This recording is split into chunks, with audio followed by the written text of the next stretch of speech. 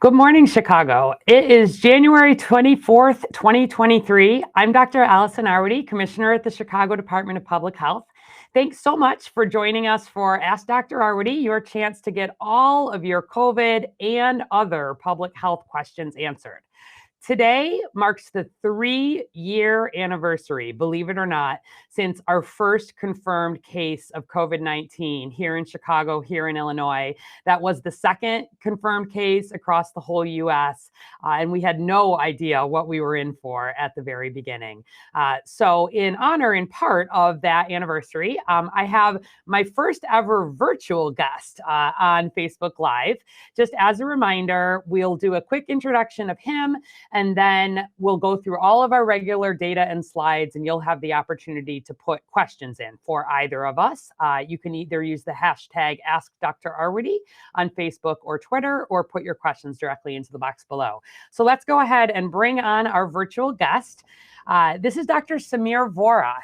He is the director at the Illinois Department of Public Health. And he's been in the role a little more than 6 months. Some of you probably remember, especially if you were paying attention during COVID, Dr. Ezike, and she has since moved on, but happily stayed in the local area here. And Dr. Vora has moved into her role as the leader at the Illinois Department of Public Health. He is primarily based in Springfield, although also spends time in Chicago, but he's in Springfield today. And so we are trying my first ever virtual guest in 3 years, because I felt for the 3-year anniversary, it was really a good opportunity to hear from me, answer questions, looking ahead, looking back, but also from Dr. Vora, because I think at both the state and the city level, public health and the public's awareness of public health looks pretty different than it did before. So just very briefly, Dr. Samir Vora has an MD degree. He is a pediatrician, which I will tell you I love. I am also a pediatrician and internal medicine doc, but generally doctors who are interested in pediatrics are interested in good communication with families, are interested with the preventive aspects, tend to be good collaborators. So I was happy about that before I'd even met him. He's also a JD. He's a lawyer and has a background in health policy, and that kind of work is also so critical to, I think, being a good leader. I don't have a law degree. I depend on others for that law expertise, but he is bringing both the medical and the legal expertise. And I think, Dr. Vora, I'll go ahead and let you introduce yourself. Just tell folks a little bit about your background so they know where you've been, and just a little bit about kind of your role now, so there's a good understanding.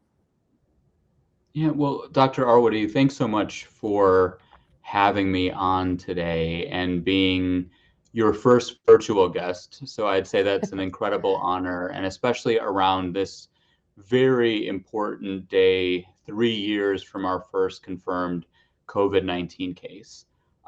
So, you gave a little bit of my kind of professional background, right? And so I did go to a lot of school, so that I definitely have. But I grew up as a Chicago kid. I was born on the west side of the city and was there for about 7 years before we moved to a suburb called Westmont.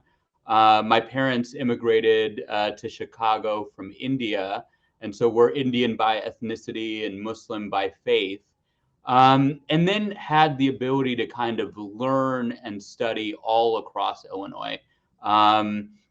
Went to Evanston for my undergrad, then went to Southern Illinois University for both my medicine and law dual degree, right? And we all have such a big and unique and diverse state, one that we take so much pride in our great city of Chicago, but so many incredible communities all across the state of Illinois.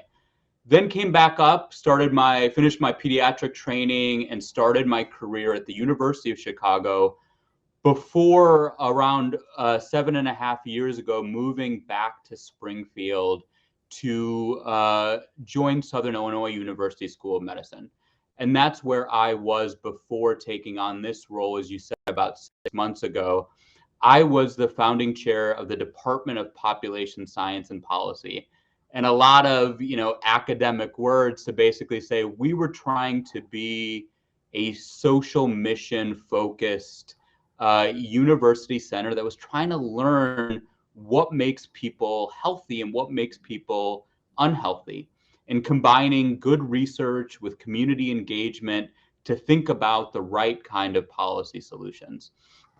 And 6 months in, I have been privileged by Governor Pritzker to have this role as the director of the Illinois Department of Public Health, trying to take some of those things and bringing them into government, but also having an incredible set and a team here that is really thinking about the health of every single community across Illinois, and working with city and county leaders, dynamic leaders like yourselves, that are really trying to take and affect the challenges that we see from infectious diseases like COVID-19, but also, as you said, think about many of the issues that surround public health and how we can bring that and build that strongest system here across Illinois.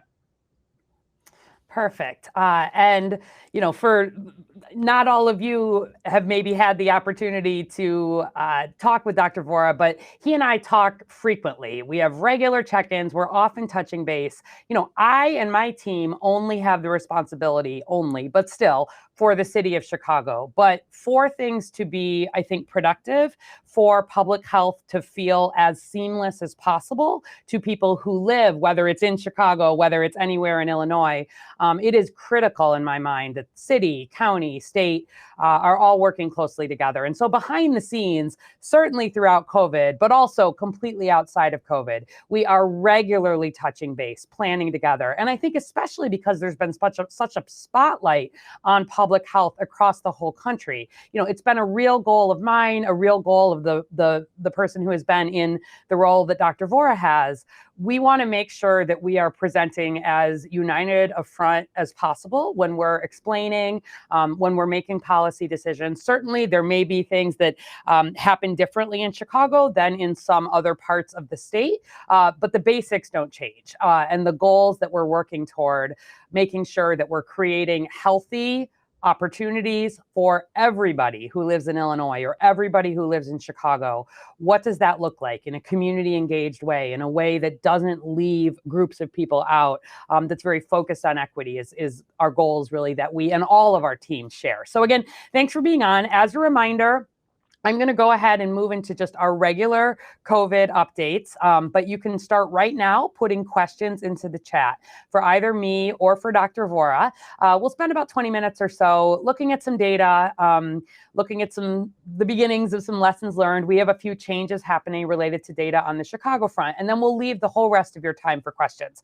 I do want to note that Dr. Vora had an op-ed published in the Sun-Times just yesterday, I believe, again, in light of the 3-year anniversary, called Lessons from the COVID-19 Pandemic Can Make Illinois Healthier Than Ever. And certainly we want an opportunity to talk about lessons learned. And I know based on the questions you all send in, you're also very interested in that. So let's go ahead and dive in on the Chicago specific data. As always, chi.gov/COVID- is our public facing dashboard. You've all gotten very used to this over the last 3 years, and you can see almost everything on this is green. I continue to be very pleased. I'll show you the data in a minute, but we are at a medium COVID level. I am thrilled that we are through the holidays, weathering continued evolution of the Omicron variant, and still seeing hospitalizations, deaths, lab confirmed cases, hospital beds in use, emergency room visits at a reasonable level. Now, is COVID gone? No. Is COVID going to be gone? No. But is it at a point where we're needing to overturn lives, doing shutdowns? We are very, very far from that. My goal, of course, is that we never have to get there again. I also want to highlight down on the bottom left here, the vaccinations administered. You can see we're doing still about 1,300 vaccinations every day, just in Chicago residents, just COVID vaccines, and almost all of those are new bivalent boosters. So that is down a little bit from where it was a week ago, but we are making progress, and a lot of people, hundreds, more than 1,000 people every single day continue to get that vaccine, and it's really important. I'm going to turn to slide presentation here. And just to run through, again, starting out here, that 3 years ago today was that first case of coronavirus. I actually went back and watched a little bit of this press conference yesterday, and it was just interesting to kind of watch how much we didn't know. And we were fairly transparent, I think, about we're talking a lot about based on what we know now, and also just that there are a number of people part of that initial group who have stuck with us through COVID. So I want to give a special shout out to Christopher Shields, our lead of preparedness, who was on Facebook a couple weeks ago. He's in that group. And then Andy Buchanan, who has been our press lead. He shows up here kind of managing questions. And a lot of folks have really stuck with public health, even as we've grown. And I'm sure we'll talk about that during COVID. So again, just looking back, every time I look back over the last 3 years, so many places and spaces and people involved, so many ways that Chicago stepped up. And I know that was true across Illinois.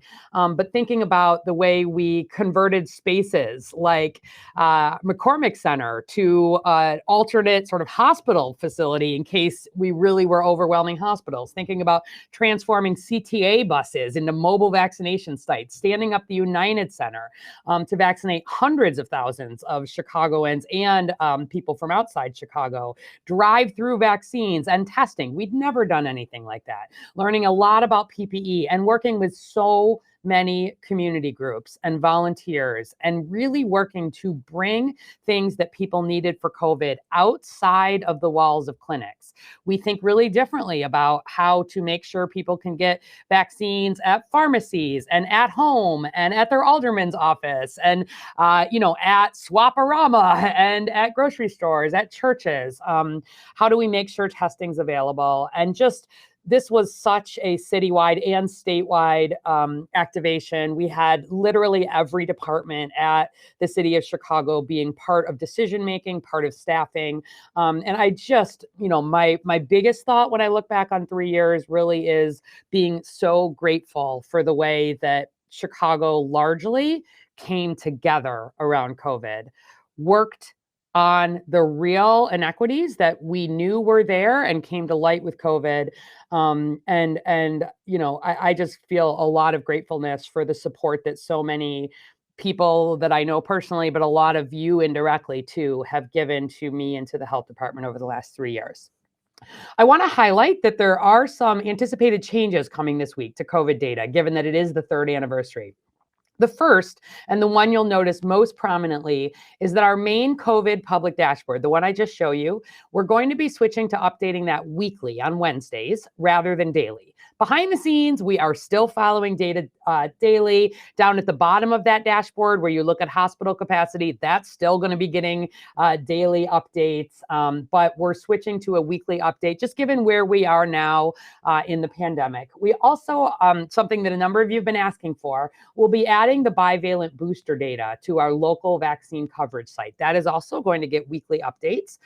The two other areas where we continue to get a lot of data requests, I think it's an area of growth for us, are on wastewater and then variant surveillance. And so both of these, we're making some updates. The wastewater testing data set is being added to the Chicago data portal, meaning you can download it, you can play with it. There are lots of caveats around that. We're still learning about what it is, but we want to make that available. And we will also post every month a local wastewater summary report. And I'll show you just a little bit of what that looks like in a minute.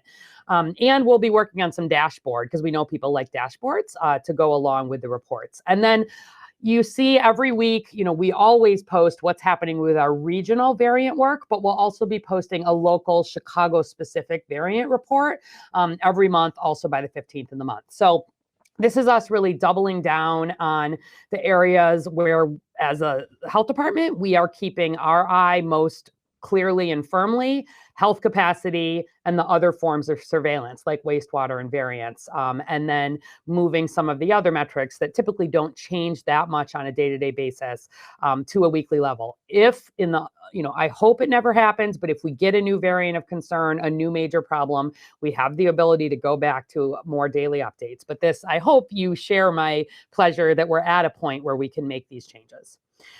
Here's, again, high level, why we feel confident about this. We're through the holiday season, which is the a season of gathering and travel, and we know it's a risky time. And thank you to everybody who did testing and vaccination and opened your window and thought about the vulnerable people who were gathering. I'm thrilled we're through that and still at a medium level. We're also now more than 1 year since our last major COVID surge, which of course was the emergence of the Omicron variant.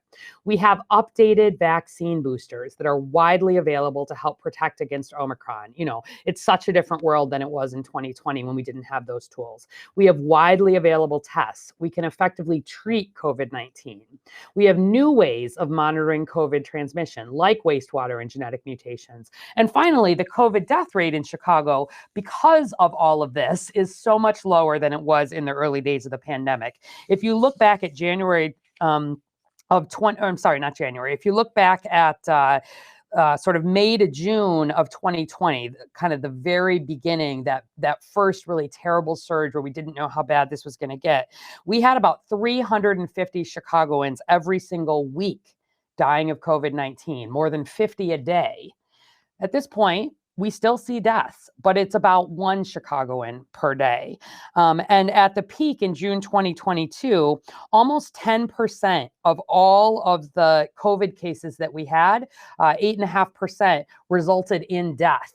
Some of that was because we were testing and diagnosing people for the most part if they were sick enough to be in the hospital. But nevertheless, we were seeing almost 1 in 10 cases result in death. And at this point, it's about 0.3%. So much less than 1%.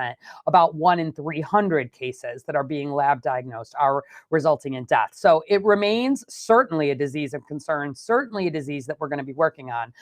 But all of these tools, it is not, thank goodness, 2020 anymore in terms of COVID. We remain at a medium COVID level. These are the numbers, and those of you who follow every week are used to seeing these. The reason we're at a medium level still has to do with hospital admissions, both in the city of Chicago and in Cook County broadly. We've tipped the threshold for hospital admissions for COVID, which kicks us into the medium level. Our case counts, our lab confirmed case counts, and our percentage of staffed inpatient beds remain just fine. And last week, this is looking better across the country too. Just 6% of U.S. counties were at a high COVID level. Those are in orange. You can see there were 3 counties in Illinois at that level, and about 31%. So about 1 in 3 counties, including Chicago and Cook County, were at that medium level. Some of our lab-based signals here in Chicago also are at the medium level. Our variant risk assessment is at medium. We do a risk assessment every week there. That means we're seeing at least one variant or subvariant increasing, in this case, XBB, especially 1.5. But nothing hitting a level that would be rapidly increasing, likely to overtake very quickly, threatening healthcare system, and importantly, not a new variant of concern or variant of high consequence. And similarly, our average wastewater risk score among our sampled sites is actually down to medium. It had been high for a number of weeks. So again, not low, but at the medium level, and especially for January, I'm really happy with this. Where we look at the variants and subvariants that are currently increasing, really BQ.1.1 we're following, but it's low risk. It's taking about 18 days to double locally. The XBB is about 20 days to double. That's low risk. And really the XBB.1.5 is the one. We've talked about it for the last 3 or 4 weeks. It's got a local doubling time of about 8 days. That puts it at a medium concern. And certainly it's the main thing we're keeping an eye on. Here's just our overall SARS-CoV-2 or COVID wastewater metric. You see on the left, this is just the combined wastewater metric for all of Chicago. And you can see, downtrending a little bit. Which is great. We consider both. Are we seeing a high level of COVID in wastewater? We're still seeing a relatively high number, but the trend is actually on the way down instead of on the way up, and that kicks us back to medium. And there's more details about each sample location, but really the more important is that wastewater metric for all of Chicago. I also just want to highlight that we've been building additional wastewater capacity for other diseases. So this is what our influenza local wastewater data looks like, and you can see, those orange orange squares. Each of these are showing you different sewer sheds and watershed areas. You kind of see that, especially like that one up on the upper right is a good example. You see those orange lines sort of up and peaking and starting to come back down. That is really matching. We're seeing the influenza, at least for the moment, decreasing also a little bit. So again, this is really some newer science. We're learning about it, but I'm pleased because this means when you have good wastewater, you don't have to wait for people to come in and get a test. You are able to follow some of this because whether somebody's infected with COVID or influenza, or there's other things we can follow, there are traces of it in your stool. And so we can track that at a population level. In terms of variants, as you know, XBB.1.5 is the one we're keeping our eye on. It's that purple, right? And if you look, each of those vertical lines shows you here in the Midwest what our variants look like. And that purple is now at 23.8% for the region this week. Last week, it was at 15%. The week before, it was at 9%. So that is continuing to grow. And as you know, again, I've showed this each week, but you see in the purple there, especially on the East Coast where they've had more of a surge, nearly all the cases are XBB.1.5, and we expect that to continue to grow over these next few weeks here in the Midwest. Just a reminder, and we will continue to update this on the dashboard, just since Omicron became dominant in Chicago, unvaccinated Chicagoans in the red line there, almost 3 times as likely to be hospitalized if they get COVID than Chicagoans who are up to date, vaccinated and boosted. They're almost 6 times as likely to die. They're more likely to get infected. But you can see every week when we update this, there's a big difference in risk. And this is regardless of whether you've had COVID before, regardless of whether there's underlying conditions, just all comers, unvaccinated, initial vaccines, and boosted. Here's where we are on booster coverage. Again, this will be moving over the next week or two onto the dashboard. But we've done over 500,000, 540,000 doses of the updated booster in Chicago. You can see we are outpacing the US, but not by much. And I would not give anybody a high mark here. We've had really, I know that folks are tired of COVID, but my biggest concern here is just that we are not where we should be in terms of having that protection against Omicron. It makes us more vulnerable to a potential emerging variant, and especially for older people who may get COVID, not being up to date with their boosters is critical. So you'll see for those over 65, about 40% of Chicagoans over 65 have had that updated booster, and that's right on track with the US. That is not good enough. I'm telling you, that's my biggest worry.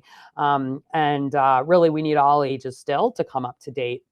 And if you just look at eligible Chicagoans, those who had their original vaccines, about 28% overall have had their booster. We're making progress. You can see on the right there by race ethnicity, where we were a month ago versus where we are now. But we continue to see real disparities in race ethnicity.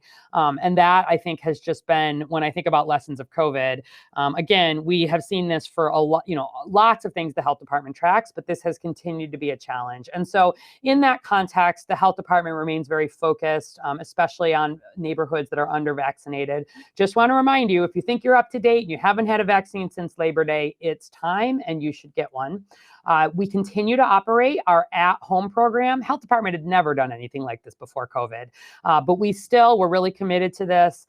You can get your COVID booster, you can get your flu shot at home, no matter who you are, no matter where you live in the city of Chicago, free of charge. We'll bring it to your house. We can do up to 10 people at once, everybody over the age of 6 months. And you can register by calling us or online. And as long as somebody is getting a COVID vaccine, we will also bring everybody up to date with flu vaccines. So we're experimenting right now with doing this with some businesses, with some churches and other places of worship. This is a flexible program for doing up to 10 on-site vaccinations. And just last reminder, vax and packs, the belt and suspenders method we think about here. Up to date with your vaccines is most important, but especially if you're at high risk for severe illness, over 50, especially over 65, or underlying conditions, diabetes, asthma, COPD. We want you to be up to date, but if you test positive, regardless of whether you're vaccinated, there are treatments available. Paxlovid is one of them. It's an oral antiviral therapy, but you got to take it in the first few days. And there's lots of information online, or you can call our number. Reminder, if you didn't order your free at-home test from the federal government, covidtest.gov, free. All you got to do is put in your shipping address, and nothing is changing or likely to change on the recommendations and the requirements if you test positive for COVID. Days 1 through 5, you must stay home regardless of vaccination status. From day 6 on, if you're feeling better, you can go out, but you need to wear a mask days 6 through 10. And there's a little more detail on this graphic, which we have on social. Wanted to highlight a new CDPH program that we are running at nursing homes in Chicago. We got funding from the CDC. So if you or a loved one lives in a nursing home within the city of Chicago and recently tested positive, you can reach out to this number. We've got teams that will do on-site visits, will bring either IV or oral medications. We are also following, if we see even the beginnings of an outbreak in any of our long-term care facilities, we've got teams that go, remain super high vulnerability here. So all of this is no cost to facility or residents, an example of where really we are continuing to double down behind the scenes for our most vulnerable populations. We also are continuing to operate the large vaccination clinics through city colleges. These are continuing for, through at least mid-February. This Saturday, 9 to 2, will be at Wilbur Wright College. Again, everybody age 6 months and up, we encourage you to register, but you can walk in. And thanks to everybody who came out last weekend and got up to date with their COVID vaccines. The last thing I'll note, because some of you have been asking about indirect effects of COVID, and Dr. Vora and I want to talk about that. If you look at vaccination coverage beyond COVID, our regular childhood vaccines, this is a recent estimate of coverage, meaning percent of kids that are up to date, that just came out from the CDC. And this is specifically looking at children who were born in 2018 or 2019, basically born just before the COVID pandemic hit. And then during the time that they should have been getting up to date with their vaccines, that was 2020, 2021, we saw potential disruption in care. And so it's looking at these kids born in 2018 and 2019 at the age of 2, and how up to date are they with all of their regular vaccines. And so this graph is showing you, and we'll post these online. The light blue is the Chicago estimate, the dark blue is the rest of Illinois estimate, and the gray is the USA estimate. And you can see, Chicago fares maybe just slightly better than national and some Illinois estimates, but we have seen some drop off here. And there are some vaccines like hepatitis A and influenza. You do have to have 2 doses there for the little ones that were really not where coverage needs to be. And that is a concern. If you just look at Chicago vaccination coverage, again, kids born in 2018 or 2019 at the age of 2 or 24 months, have they had their vaccines? Polio virus here in Chicago is the only one, I'm going to be honest with you, that I'm happy with where we are. 96% of Chicago kids who turned 2, who were born in 2018 or 2019, 96% are up to date with polio, meaning during that time period, they got at least 3 doses. So that's great news. But my concern, you've got to be about 95% covered to have that herd immunity for a number of these diseases. And we have more chances to catch up as kids are entering school, et cetera. But I am worried that we are seeing a number of these others fall off during the time of COVID. And some of that probably reflects their parents who may be more hesitant about childhood vaccines, which I'm concerned about. Some of it certainly reflects access and the disruptions in care. But my immunization team, not just here, but across the state, is working very hard with pediatricians and family practice docs. We've got to get these numbers up. And across the nation, just to give you a sense of this, if you look at the babies born in 2015 and 2016, on the left, compared to 2017-18, compared to 2018-19, you really see that drop. The MMR, that's the measles, mumps, rubella vaccine, just getting a single dose of that, we were at 96% of kids across the US had that first dose by the time they were 2. For the kids born in 2015, 2016, and for the kids born in 2018, 2019, it's down under 88%. An epidemiologist looks at that number and knows that we are much more vulnerable to measles outbreaks, mumps outbreaks, rubella outbreaks, and that's consistent across. So these are some of the things just to get us started and kind of lessons learned. I worry about the indirect effects of COVID, and I want to have the opportunity to talk about that. So as always, here in Chicago, if you need a vaccine or a booster, you have any questions about COVID, 7 days a week, I've got an amazing team on there that are from the neighborhoods where you live, that are answering your questions at 312-746-4835, or you can go to chai.gov/COVIDvax. So with that, we're going to take the rest of the time to take your questions. And Dr. Vora, just in case you joined us late, the director at the Illinois Department of Public Health is my guest. So especially where you have questions for him, we'll prioritize those. But just to kick us off, I know you look at these same kinds of statistics and numbers across Illinois. And I'm curious, when you sort of think back about lessons from COVID, how have they changed how your teams in Illinois are thinking about risk or thinking about data? What are some of those major areas that you feel like your work is just maybe a little different, or your team's work is? Yeah, it's a great question, Dr. Arwady.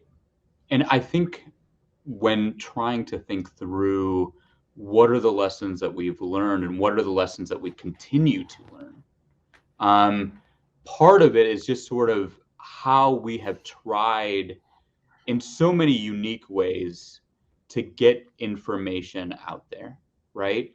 But I think it's also limited the sort of fact of, well, why weren't we constantly thinking about communication and how important it was in every single facet of the jobs that we do, right?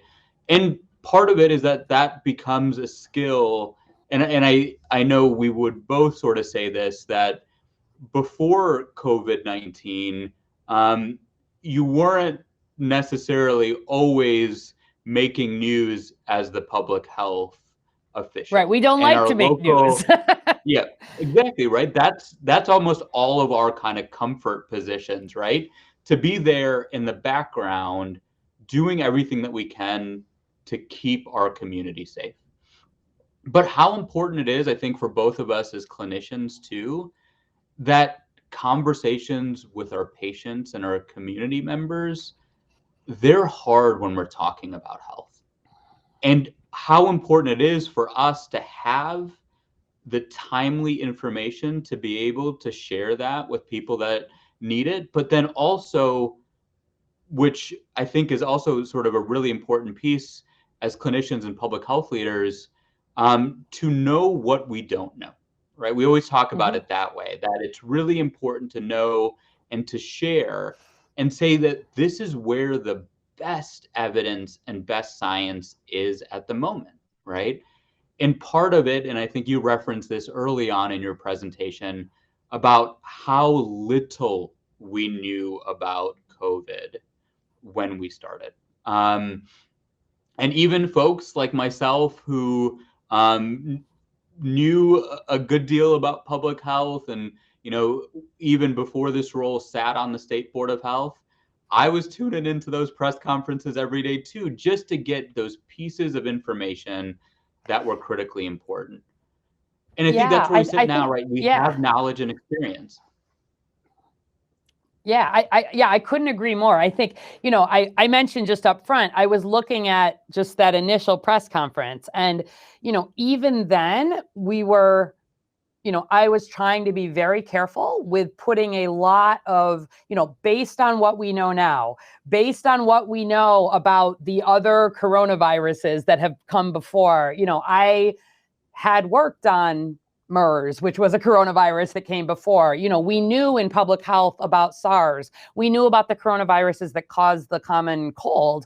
But when you look at sort of that messaging we were providing right up front with that very first patient in Illinois, we were having to say, we don't know how long she might need to be in the hospital, even though she was doing okay, because we have no idea how long someone stays infectious. We have no idea how long this can last. Like, we're still learning about what it even looks like to be infectious. I think the biggest one is, based on the other coronaviruses, we didn't think that you could transmit COVID before you had symptoms. And so, there has been, as there always is when there is an emerging virus, so much sort of you're working to try to be as confident, and open with the information you do have, while trying to be clear about what you're still learning. So I think that's, such a good point. How do you think differently about communications now? Well, I think just how necessary it is to have forums like this one, right? To Hmm. have conversations, to constantly have sort of also conversations with different groups of folks, to get some of that information that they're hearing and be able to say, well, okay, you heard that. This is why this part of it makes sense, but this is also what we know that maybe we need to kind of sort of show that, well, this is where the evidence is, right? That knowledge and experience being so critical.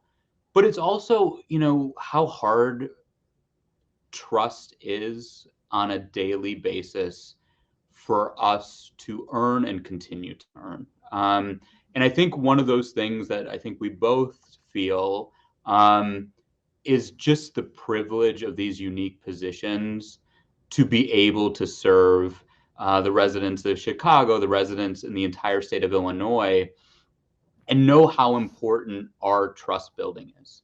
And that some of these things on forums like this, but it's also going to communities, hearing what people and the different perspectives that they have, right? And that takes sometimes in our society where information travels so quickly, that how do we keep up to date with that information, right? And I think one of these things that even I know we both deliberated on, and now as the state and city have gone to kind of weekly reporting, is that how do you keep that information running as quickly as possible, but also knowing that like part of it that we're trying to get to is our beliefs, it's our culture, it's our communities, and bringing back this idea that I used to think was central to everything, but we're in a complicated moment, is that health can and should, and for so many of our communities, is this great unifier. And I think we need to get back to that place, knowing that what we care about ultimately is our health, the health of our loved ones, our children, our families, and how we can really work together, earn that trust, and move forward in that direction. Yeah, I think, I always remind myself that people make the decisions they make because they think that they are doing the best thing for their own health, for their families. That is coming from a very real and sort of, we have the same goals, right? Thinking about what health is and how do you try to have those conversations in ways that, I am often not the best messenger. I think about the way that we've stood up an entire communications team. I sometimes say the best hire that we were able to make at the health department, probably like through all this. Yes, we got lab capacity. Yes, we got amazing vaccine capacity. Yes, we're doing so much, but we got positions like a graphic designer that could quickly create sort of the content for social media. We have an entire a full focus now on sort of Spanish. Like it was always there, but I think it was more like you do it in English and, oh, by the way, let's translate it. As my counterpart, Dr. Luna, does a Facebook Live in Spanish every week. We have a whole team that is doing separate kind of community engagement. And most importantly, through our Healthy Chicago Equity Zones, we have funded and continued to support community-based organizations and partners connected to neighborhoods where there is some of that trust. How do we together work on health messaging and connection to resources? And I know you're working on a lot of that same things at the state level. Let's turn to some of the questions that folks are coming in, and I'll let you, as our guest, take the first crack at some of these. Okay, so a whole range of different things. So Jeffrey Taylor on Facebook has, I think, a good question here. He says, when do you think we will get to the point where a positive COVID test does not mean 5 days of isolation and 5 more days of masking and caution? That's the hardest part of this virus. When a lot of cases now are asymptomatic or mild or cold-like, and when we have treatments and vaccines. What's your take on that? Yeah, no, I think it's a fantastic question. I think it's a question that we are also sort of constantly asking ourselves every day, right? That when does the coronavirus be placed in that category with, other sort of common colds. And I'd say that, we're getting there, just not fully at that point yet, because we know there's some of the limitations. We're still under kind of disaster declarations. Medication, is slowly moving from some of those, emergency use authorizations to things that we would kind of do on a normal basis. And so I think we're inching there, but it's going to take a little bit, and probably, months or so as we kind of move into getting that better and more global understanding. But I think one of the other things that I would put to this kind of great question too is that what we've learned for COVID, we should take some of those precautionary measures and add them to common colds, the flu, because we know how much just the spread of those infections, things that maybe we just didn't take as seriously before, and trying to understand that those things that help with COVID also help with other infections. And how do we sort of create the types of environments that people can feel based on their own positions, that they can have the comfort to take those days to really take care of themselves and their families? Yeah. And I think, Jeffrey, just I agree with all that. And just to add on, we ask this question every time we're on a call with CDC, just to make sure, are you expecting any change in this guidance? Is anything changing in sort of the way the virus is, the transmission, et cetera? And no, nothing has really changed in terms of that infectious length. If you'll remember back, we did see in the first year or two a fair number of changes in terms of how short the incubation period was. It used to be much longer after somebody was exposed until they would likely develop symptoms. And it used to be really 14 days. We're not seeing people be infectious past 10 days as long as they're doing better. But there is no plan at this point because that science has not changed. I think the struggle within this, just to sort of put a finer point on this, and I completely agree with Dr. Vora that this is really about infection control, right? It's not about whether you yourself are likely to be hospitalized. It's that when you're out in the world, you are sharing this virus, or there's the potential for you to share this virus, including with people who may not be up to date with their vaccines, may be older, maybe on chemotherapy, may have this, that, whatever. And the idea of the 5 days at home and then the 6 through 10 masking, that's really a best practice for any infectious disease. COVID-19, I will remind you, last year, was still the number 3 cause of death in the US after heart disease and cancer, right? It's been in this category where still, in terms of how hard it has been landing, it has had some different amounts on it, but it's very hard for people if you don't have paid sick leave, right? And this to me gets into some of those policy things. I was really pleased to see at the state level, progress on that. And, congrats, at the state level, matching, some of the same work. It happens at all levels. But, as a society, if we want to actually limit the ability of viruses to spread, at some level, ideally means some policy level changes that make sure people, no matter what their job is, whether it's part-time, full-time, wherever, if they are sick, there's some ability to change that. And we're a long way from that being universal still as a society. And I think that's where the tension is. But in terms of the science recommendation, the public health recommendation, that remains the recommendation. And I do not anticipate that changing anytime soon. DS Shin on Facebook, and I'll let you start with this one too. What do we know so far about long COVID? What are symptoms? What is the risk for long COVID? And are there resources? This person is asking from the city, but you can also answer at the state level for people substantially affected by long COVID. So why don't you hit long COVID for a minute, and then I'll chime in as well. Yeah, long COVID, it's another kind of great question, right? And I think partly as we are continuing to learn more and more about long COVID every day, the CDC continues to kind of do, a lot of research. But part of the challenge is that it is kind of a long list of the things that people end up seeing, because most people do get better within a few days or a few weeks after infection. But then sort of later, they start experiencing a set of different symptoms, from fatigue, headaches.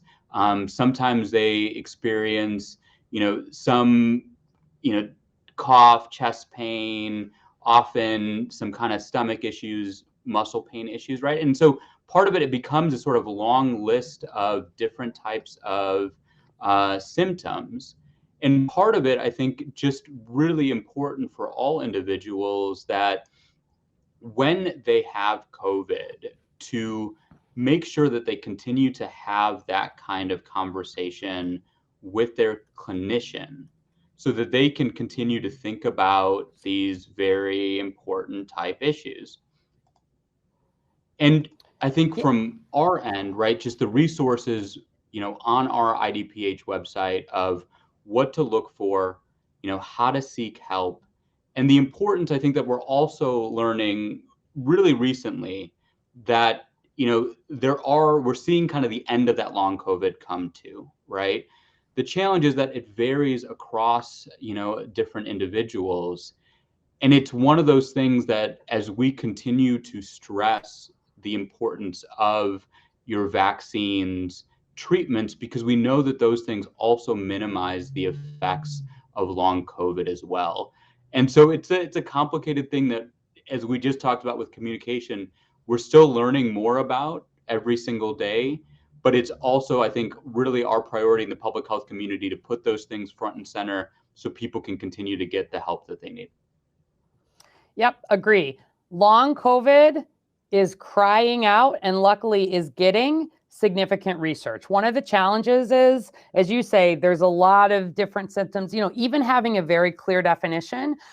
If somebody had COVID a year ago, 2 years ago, 3 years ago, almost at this point, are these symptoms related to that? Are they not? What inflammation markers are we seeing? Are we able to find reservoirs? So first and foremost, in terms of learning more about it, I would absolutely direct you. There's a big national effort around this. If you go to www.covid.gov/long COVID, that is pulling together everything that is happening nationally. And I've done this before, but I want to say again, anybody in Chicago, with concerns about long COVID, I would encourage you to think about volunteering to be part of one of the research studies. There are research studies going on. There are enrollment sites across Chicago. They enroll people who recently had COVID, who think they had long COVID, who've never had COVID. You need to have comparison groups. But understanding, to really be able to honestly answer questions about long COVID, luckily, there has been good investment from the NIH and others to answer these rigorous questions, and those are underway right now. So I would encourage you, if you're in Chicago or in Illinois, and you have concerns about that, check that website out. Think about signing up for a study. It's also a way to get engaged in additional care if you need it. And a number of our academic hospitals here do have long COVID type clinics, but we are very much still learning about it. Whenever somebody says to me, I'm not that worried about COVID, I don't really think I need to come up to date with my boosters, I say, you know what, you're young, you're relatively healthy, you're probably going to do fine, but you don't want to risk long COVID. And so staying up to date with the boosters. And then, as you said, especially people with underlying conditions, if you get COVID, please take the treatment. It helps get the virus out of your body faster. And we think also makes it less likely to develop long COVID. But I don't have a lot of good answers for that. And it's something we're still learning about. There's a national research action plan specifically on long COVID. There's a section on prevention. There's a section on diagnosis. There's a section on treatment, provision of services. So take a look there and let me know if you have additional questions. Recovercovid.org is a second website for you that pulls together a lot of the research studies on that. Okay. Faye State on Facebook says, I may have been exposed to COVID yesterday. I'm a senior. I'm at higher risk for complications due to a pre-existing condition. What's the incubation period for COVID now with new variants? And what treatments are available now for people who can't swallow pills? I'll start on that one, only Faye, because I recognize your name. I know you write in a lot. First, I know you are paying close attention to that. So thank you. And thank you for all the care that you've been showing. We're not seeing a significantly different incubation period with these new variants. If anything, it's a little shorter than it was if you go back to the original strain from 2020. typically we encourage people, if you're concerned about it, and I know you are, I would take a test, in that 3 to 5 day time period after exposure, monitor yourself for symptoms. And in terms of treatments for people who can't swallow pills, there is an IV version, and you should really talk to your doctor. So I know you have concerns. Reach out to your doctor now so that there's a plan in case you were to need it. And depending on, I don't know your medications, et cetera, but there's the ability to sometimes crush pills, but I don't know in this particular situation, again, how it interacts. But there are 3 different medications available for people for early treatment should you need it. And you are somebody, if you were to develop COVID, that I would recommend, and you know that already, getting the early treatment. Do you want to add anything to that, Dr. Vora, or?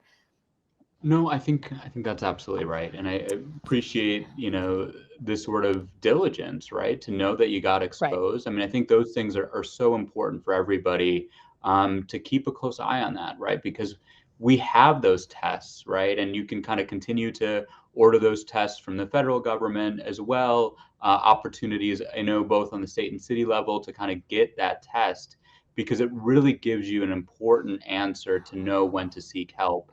And so it's really great, and it's really great advice for all of us to continue to be very diligent around making sure that we know when we're exposed, take those tests so we can get timely treatment if needed. All right.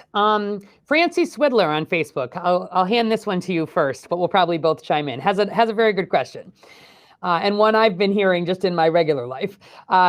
Francie says, "Why is my kid, who has been vaccinated for everything he can be, sick all the time right now? Can you point to what's driving so much illness right now? What parents can do about it?" So go ahead and kick us off with that one. Yeah, Francie. I mean, as a father of 2 young girls myself, I totally get that, right? And I think part of it, right, is that we did for a better part of 2 years get to a point where we were either socially distanced or wearing masks, making sure that we had hand sanitizer everywhere we went, right? And one of the things that I would always say to, if you've had a child in daycare, right, that they get exposed and they get sick all the time. And part of that is your body just getting used to a whole bunch of different types of infections. But that's been all of us. And to that point, our bodies are getting exposed to things that they didn't get exposed to, right? And I think that's where we started about that, controlling infections, that those lessons are really, really important.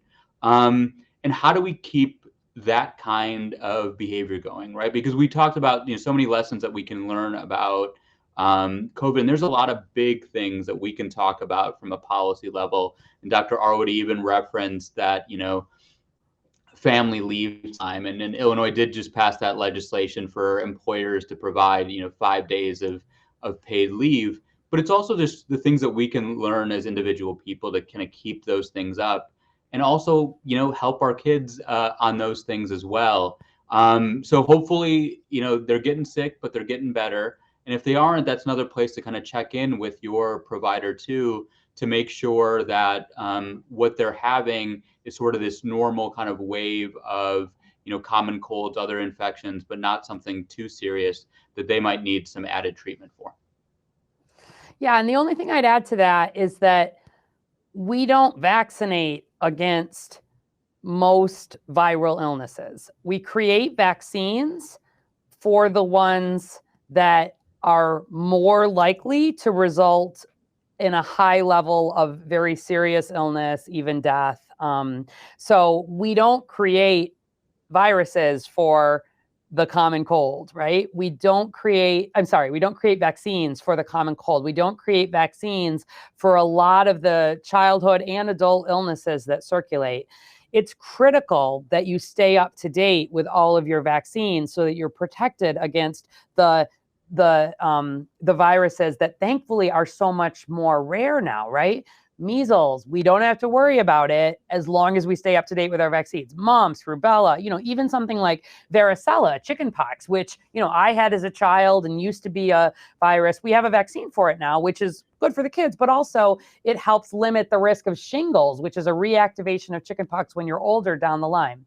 So there is a certain level of kind of severity, morbidity, mortality associated before we decide this is a disease that it is that needs a vaccine to protect against it. I'd love it if we had a vaccine against all viruses. That's never going to be a thing because viruses continue to evolve. And the reason that we make, and I saw a few people put in questions and comments about the recent news that the U.S. is probably heading to a once a year COVID booster strategy. I've been saying that for 6 months, but I think that's probably where we're heading because the difference between influenza and COVID and a lot of these other like measles or mumps, is that the COVID and the flu, they continue to mutate, every single month. They continue to see new variants, new strains, new subvariants. It is a big endeavor to make a new vaccine, a new booster every year. But we do it for flu because we know flu puts a lot of young children and a lot of older people and regular working age people in the hospital. It kills people in Chicago, Illinois every single year. Same thing for COVID. So, the decision where there are vaccines, you've got to do that, but that's sort of the baseline. The other childhood illnesses, your kid probably didn't have them for a few years, and there's a lot circulating right now. And I feel you. The mask is helpful. If your kid is coughing or having a runny nose or being sick, having them wear that mask for a few days, regardless of whether or not it's COVID, can also help with transmission. Okay. So Liz from Twitter has a series of some questions, just quick questions here. So I think we'll hit these quickly. I'm going to start with the third one. She asks, have any Chicagoans who have had the bivalent booster been subsequently hospitalized for COVID? Yes, because if there are people, especially with, who are older with serious underlying conditions, the most important, like these folks at the nursing homes that we're really putting a lot of focus on, we know that, especially if they don't get that early treatment, et cetera, there is still some risk for hospitalization. So on that graph that I showed you, the comparison, those are Chicago data. How likely is it that someone has been hospitalized with up to date with vaccines, got the first vaccines, but not the booster. And then the highest risk still are those who never had the vaccine. So if that bottom number, the booster number, were at 0, we'd be done, right? If you could vaccinate and never see COVID again, that would be a very different situation. But this is like flu. We're trying to do everything we can to stay ahead of it. So I hope that answers your question. And I'm gonna, to you, her other question is, and I think she's asking this in sort of a provocative way on purpose. She says, do you support force masking toddlers?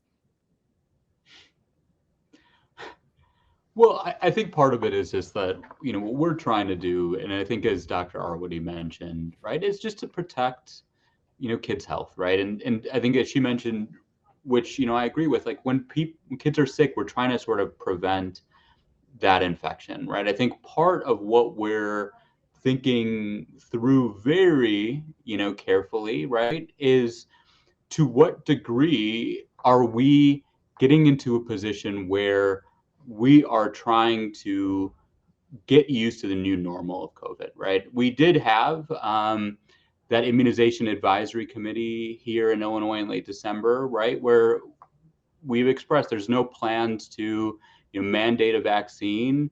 We're working in a place where masks, we're trying to use them to prevent infection. And so it's one of those things that we should use as a tool, right? I think part of the thing back when we started with knowledge and experience, we have vaccines, pills, masks, HEPA filters. We have all of these great tools to use. And so let's use them, right? Let's know when to use them. Let's use them so we can all be safe. That's exactly right. And of course, we do not recommend force masking toddlers. In fact, what age do the recommendations for masking start at? Age 2. So this is about balance, right? And Dr. Vora already touched on your question about the vaccine mandate. So thanks for that. Okay, last content question, I think, and then we'll sum up. Michelle Fontina on Twitter says, Will there be a therapeutic locator that includes outpatient remdesivir? Vaccines, boosters, monoclonal antibodies don't work for transplant recipients who maybe can't take Paxlovid. Chicago has a lot of treatment centers, but many of us are stuck. So I'll start on that one, and then if you want to chime in. So first of all, you are correct that most of the focus, the test to treat, et cetera, is largely on oral medications. We have worked hard to make sure that any of the centers here that are treating people with transplant, treating with immunocompromised, treating people, who may have some of these conditions where you can't take the oral meds, we've worked very hard to make sure that the IV form, the remdesivir, is available through them. So if you already know, for example, that you can't take Paxlovid, say maybe you're a transplant recipient yourself, I don't know, your doctor for whom you get that specialty level of care is the one to be having that conversation with ahead of a COVID infection, ideally. So yes, we're able to get you those medications, through that specialty treatment care. But we don't just have centers stood up. Most people, thankfully, are able to take the oral meds. And I already told you, in the long-term care settings, we have a team that can go on site to bring that. But that's in particular settings where the risk is higher. And do you want to add anything else to that, Dr. Vora? No, I would say that that's exactly right? And then especially for, situations like this, right? If you know that you're immunocompromised, if you have chronic medical conditions, that you're over 65, how important it is for you to have that personal COVID plan with your physician, right? So that that if you can't take the oral medication, what your options are. They do look different across, the city, across the state of Illinois. And it's really important for you to get that local information. And I think it's a great point of how we, on the state level can help sort of support those things. And, I think one of the great things about this Facebook Live is a lot of great points for us to kind of bring back to our own teams to sort of understand how we can provide information in the clearest and best way for those that need it. Yeah, I agree. And Michelle, thank you. Where we're thinking about, where our public health is always about how do we help fill in gaps for people who are perhaps more vulnerable? And sometimes that's more vulnerable because of a condition like a transplant. Sometimes it may be more vulnerable because I'm living in a community and working a night job and I have trouble, having a primary care doctor. Maybe I don't have insurance and I don't know how to connect. We are often sort of that safety net to the safety net. And I really appreciate it when you and others, raise some of these questions. Our questioner who was asking about what if I can't swallow pills? I know you've asked that question before, and it's something that I've brought back to my team in terms of how do we make sure, where people can't take the oral meds, where do we fit some of that in? So it is really helpful, to us too, in this bidirectional way. And so just to sort of maybe sum up again, Dr. Samir Vora, the director at the Illinois Department of Public Health, my first virtual guest on the 3-year anniversary of the first COVID case here in Illinois.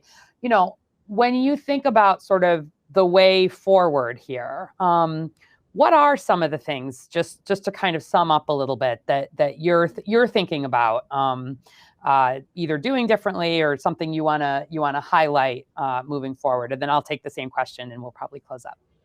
Yeah, I mean, I just say that there's so many lessons that were learned and are continuing to learn.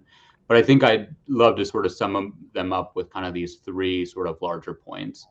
One, our public health system can do amazing things, right? The ability for us to take on these sort of complicated, viruses, to be able to advance and protect those that are most vulnerable, that we are a state full of kind of heroes that are thinking about health and sort of impacting them, right? And that is an important thing because I know so many individuals have felt challenged during these times.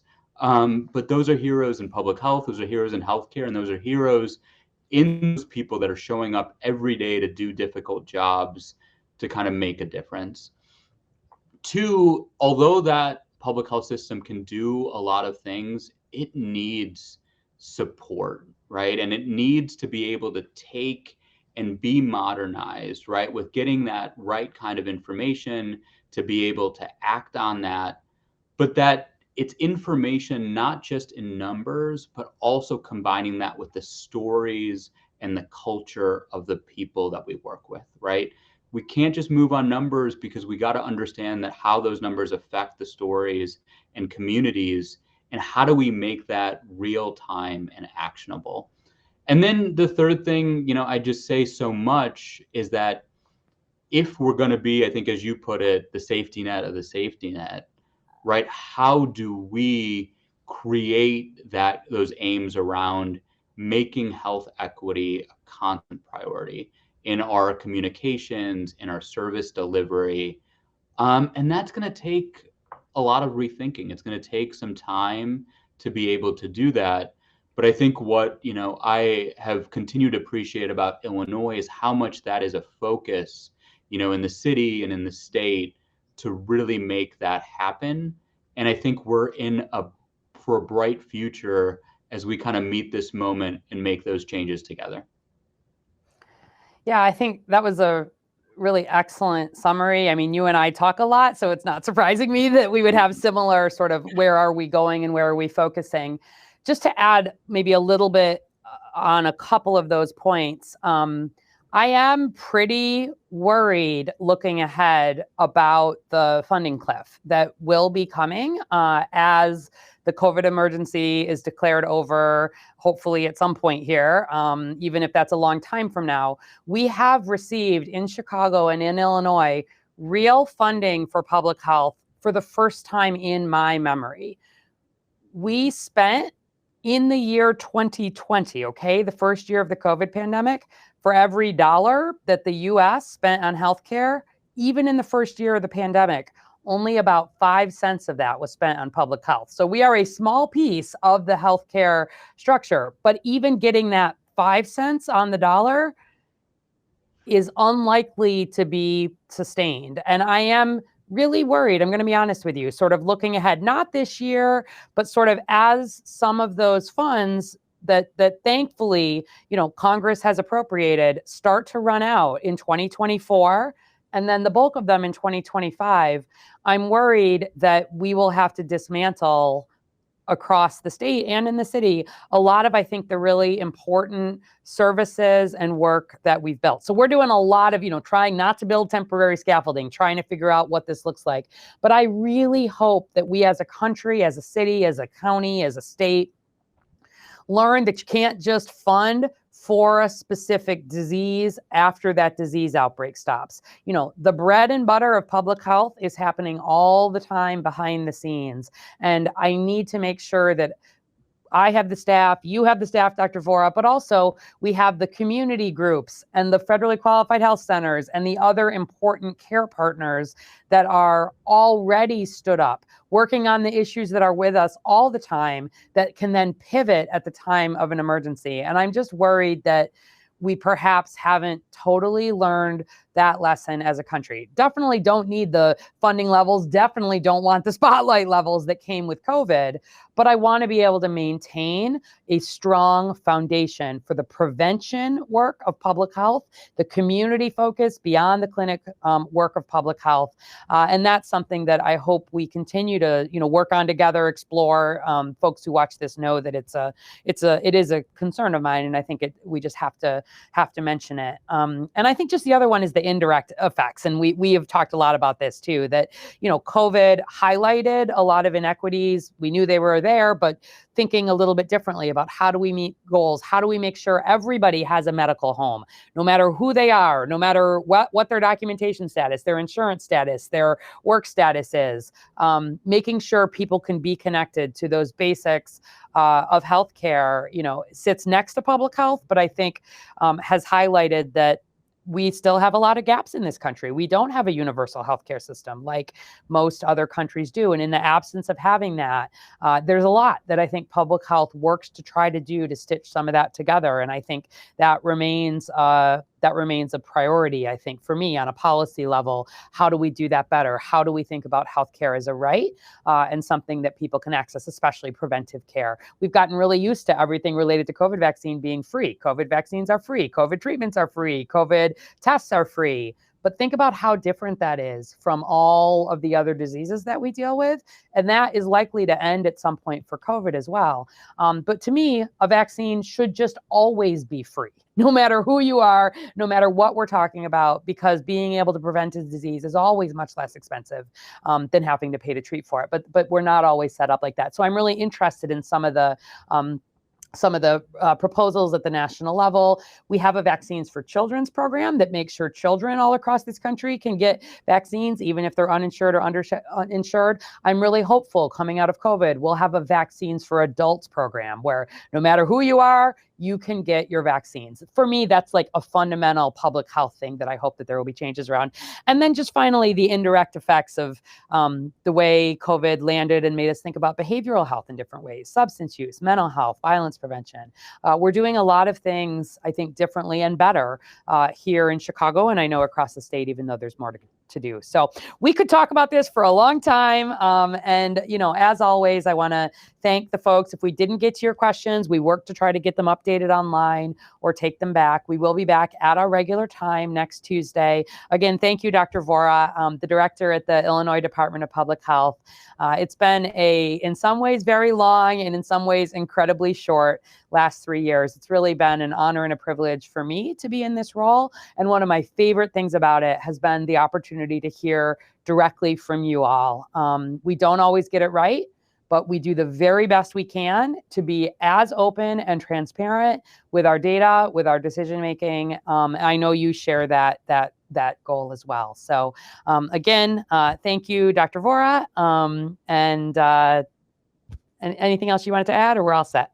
No, thank you, Dr. Arwady, and I think it's great for your viewers and listeners to get a preview of, as you said, the conversations that we're always having, and so have appreciated your partnership, your insight and guidance as you lead Chicago around public health, and how we'll continue to work together to make sure that Chicago and Illinois align for the best interests of all of our residents across the state. Absolutely. Thanks so much, everybody, for tuning in. We'll see you back at our regular time next Tuesday at 11 a.m. Thanks so much.